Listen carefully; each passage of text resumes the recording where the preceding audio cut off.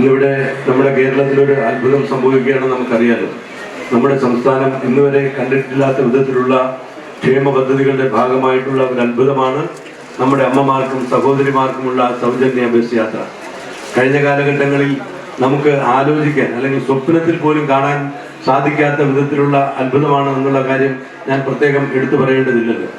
നമ്മുടെ അമ്മമാരും സഹോദരിമാരും ഇന്നു മുതൽ സൗജന്യ യാത്ര ബസ്സിലൂടെ യാത്ര ചെയ്യുമ്പോൾ സ്വാഭാവികമായിട്ടും നമ്മുടെ സംസ്ഥാനത്തിൽ ഒരു വിപ്ലവകരമായിട്ടുള്ള മാറ്റത്തിന് തുടക്കം കുറിക്കുകയാണ്.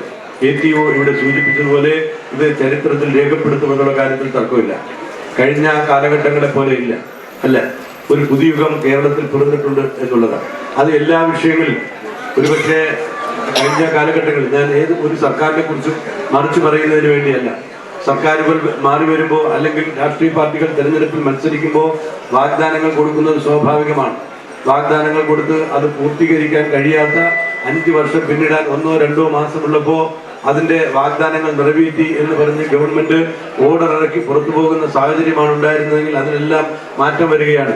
ബഹുമാനനായ മുഖ്യമന്ത്രി VD സതീശൻ കഴിഞ്ഞ ദിവസം അദ്ദേഹം മുഖ്യമന്ത്രി ആകുന്നതിന് മുമ്പ് തന്നെ അദ്ദേഹത്തിന്റെ പ്രസ്താവനകളിലൂടെ, അദ്ദേഹത്തിന്റെ യാത്രകളിലൂടെ, അദ്ദേഹത്തിന്റെ ചർച്ചകളിലൂടെ രേഖപ്പെടുത്തിയതുപോലെ ഒരു പുതിയ യുഗം കേരളത്തിൽ പിറക്കുകയാണ് എന്ന് നമ്മൾ പറഞ്ഞെങ്കിൽ അത് കേരളത്തിൽ പിറന്നിരിക്കുകയാണ്.